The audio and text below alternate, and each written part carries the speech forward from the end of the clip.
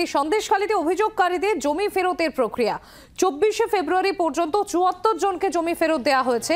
ইতিমধ্যে জমি প্রাপকদের তালিকা প্রকাশ করে জানালো নবান্ন।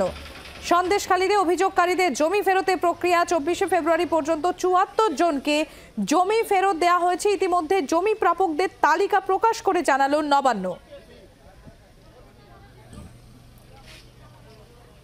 আর এই নিয়ে রাজ্য বিজেপি মুখপাত্র শ্রমিক ভট্টাচার্য তিনি কি বলছেন শোনাবো আপনাদের।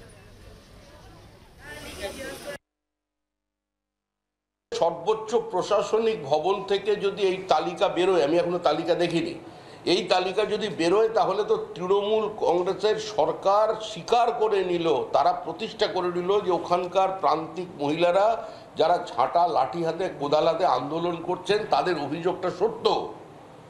সরকারি কাজ একটু ঢিমে তালে হয়েছে, সবে 74 জন পেয়েছে, 774 হতে বেশি সময় লাগবে না। এই অভিযোগ যে সত্য এটা তৃণমূলই স্বীকার করে নিল। তাহলে সরকারি নবান্ন থেকে বলা হচ্ছে জমি দখল হয়েছে, আবার আরেক জায়গা থেকে বলা হচ্ছে জমি দখল হয়নি। তৃণমূলের কোনটা ঠিক কোনটা বেঠিক এ তো বোঝা কার সাথে।